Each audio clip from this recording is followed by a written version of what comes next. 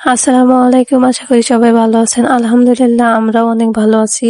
আজকে সকাল সকাল ঘুম থেকে উঠে ছেলের জন্য নাকি নাস্তা রেডি করে তারপরে খাওয়ায় স্কুল পাঠাই দিলাম। এখন আমাদের খাবার তৈরি করব।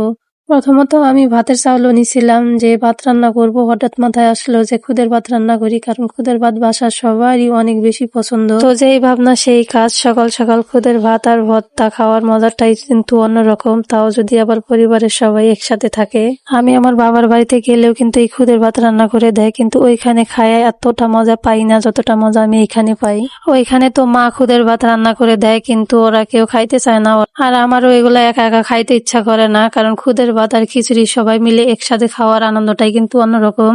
খুদগুলো আমি ভালোভাবে পরিষ্কার করে নিছি, কারণ এগুলোর মধ্যে কিন্তু ময়লা একটু বেশি থাকে। এরপর আমি একটু উপর থেকে তুইলা নিতেছি, কারণ খুদ বলতেই কিছু পাথর থাকবে, এটাই স্বাভাবিক। আর এইভাবে তুলে নেওয়ার পরে কিন্তু পাথরগুলা থাকে না, পাথরগুলা সব নিচে থাকে, তো ফালাই দিতে খুব সহজ হয়। এই খুদের ভিতরে যে কালো খুদগুলা আছে, এই খুদগুলা দেখা কিন্তু আমার ছেলে খায় না।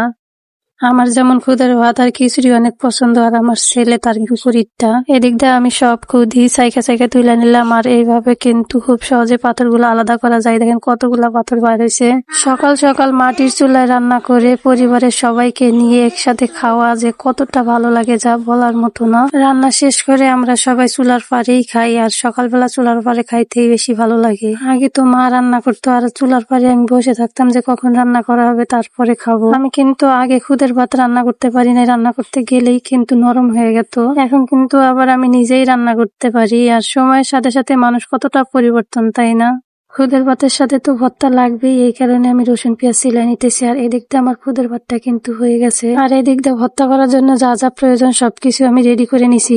যদিও আমি ভাজাভাজির সম্পূর্ণ ভিডিওটা করতে পারি নাই, তো সবশেষে আমি মরিচটা ভাজা নিতেছি। আর মরিচ ভাজতে কিন্তু একটু ভয় ভয় লাগে, কারণ এগুলো ফুটে চোখে আসতে পারে। খুদের ভাতের সাথে কিন্তু একটা ভর্তা ভালো লাগে না, 3-4টা ভর্তা হলে ভালো হয়। তার জন্য এর ফাঁকে আমি কিছু কুচি কুচি করে আলু কাইটে নিছি। আলু আমি তেলে ভালোভাবে ভাইজা নিছি। আর এদিক দিয়ে শুটকি ভর্তা বানানোর জন্য সবকিছু রেডি। আর শুটকি ভর্তা বানাবো, সাথে পুদিনা পাতা থাকবে না, এটা কি হয়? বেশিরভাগ ভর্তাই কিন্তু আমি শিলপাটার মাধ্যমেই করি, আর এই শিলপাটার ভর্তা কিন্তু অনেক বেশি মজা লাগে।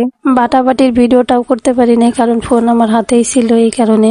তো আমার 2টা ভর্তাই করা শেষ হয়েছে, আলু ভর্তা আর শুটকি ভর্তা। ভর্তা বানানোর শেষে পাটার ভিতরে ভাত নিয়ে এইভাবে আমি খাবো, এটা আমার অনেক বেশি পছন্দ। আমার মতো কে কে পছন্দ করেন অবশ্যই কমেন্ট করে জানাবেন। আজকের ভিডিওটা এই পর্যন্তই, সবাই ভালো থাকবেন। আল্লাহ হাফেজ।